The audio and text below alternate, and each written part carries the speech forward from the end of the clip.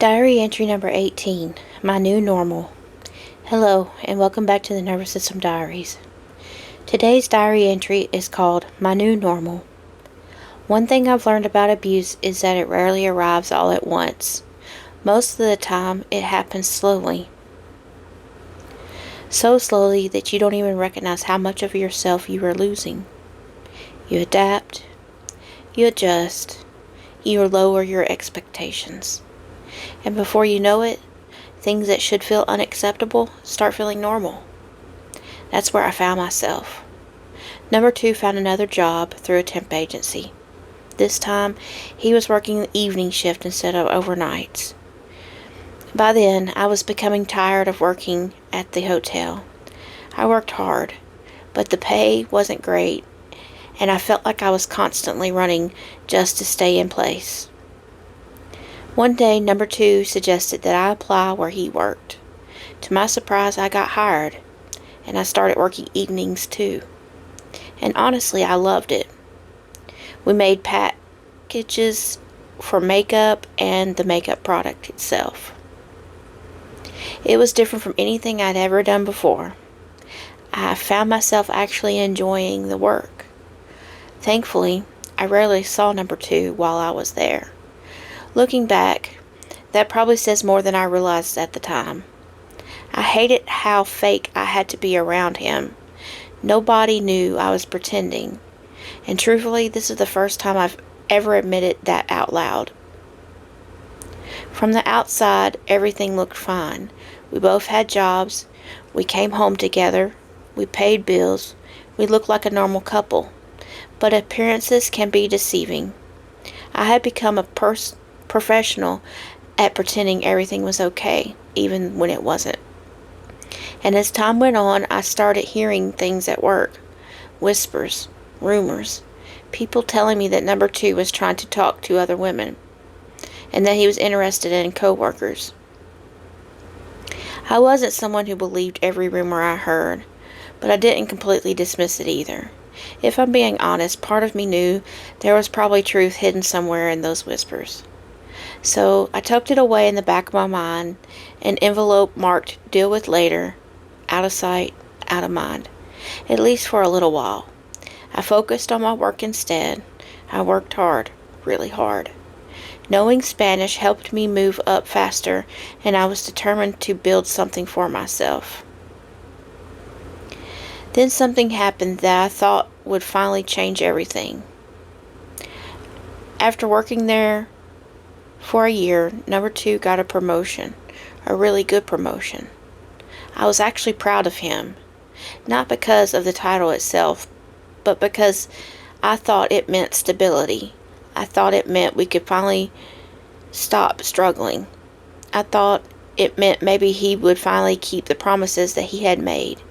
The promises about taking care of us. The promises of building a future. The promises about making life easier. I remember thinking maybe now I can finally relax. Maybe now things would get better. Maybe now I could eventually learn to love him. Maybe I could get used to his anger, his moods, his excuses. I was still blaming myself so much back then. I carried the weight of everything on my shoulders. Then came the shock. Number 2 worked exactly 1 day in that new position. 1 day. And then walked out. Just quit. I remember feeling like my insides were screaming. Why? Why now? We were finally close to financial stability. We were finally getting somewhere. His explanation? Someone looked at him in a judgmental way, and he didn't like being stared at. That was it. That was the reason he gave me. The following week, life threw me a strange twist. I got promoted too. I became a supervisor and got my own room. And that's where I met 2 people that would become very important to me. We'll call them Unfiltered Energy and I Wish a MFer Would. That's just because of their personalities. I absolutely loved working with them. Even though I was technically their boss, we became friends. Real friends. We laughed, we danced, we sang while we worked, we cracked jokes, we made long shifts feel shorter. For a while, work became one of the few places where I felt genuinely happy. Those friendships meant more to me than they'll probably ever know. Around that time, I wish an MFer would became pregnant, and so did I. Mine only lasted about 4 to 6 weeks. I barely had time to process it before I miscarried at work. Alone in the bathroom, I remember feeling so numb, confused, heartbroken, and honestly, angry.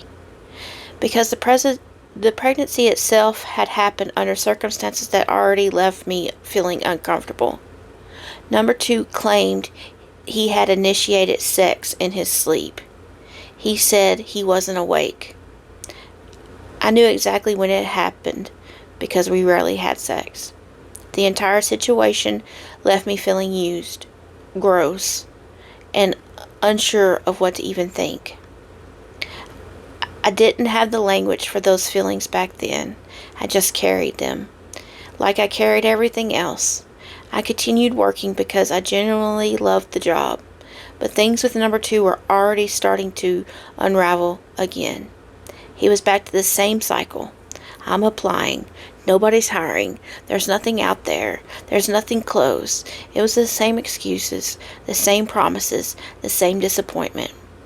Then, I found evidence that he was webcamming again. This time, emails. And trust, whatever was left of it, became incredibly fragile.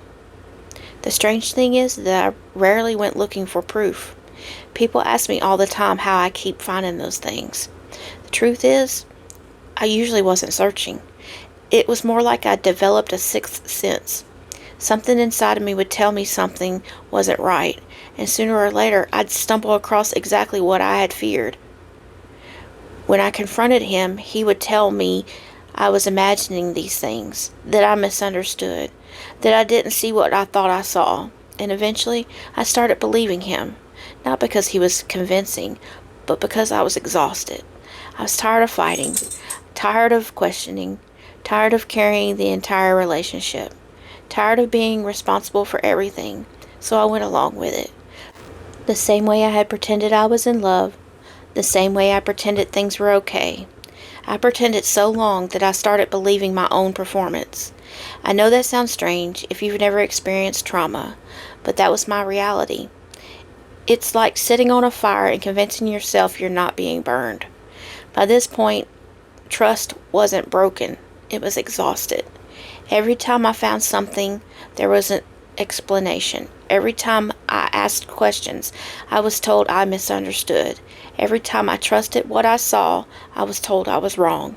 Eventually, I stopped arguing, not because I believed him, but because I was tired. Tired of defending reality, tired of defending myself, tired of carrying everything alone. And when you live like that long enough, confusion becomes your new normal. And that's the scary thing about emotional abuse. It doesn't always convince you that the other person is right. Sometimes it simply convinces you that you're wrong. Meanwhile, number 2 wasn't helping financially. Bills still existed. Rent was still due. Food still existed.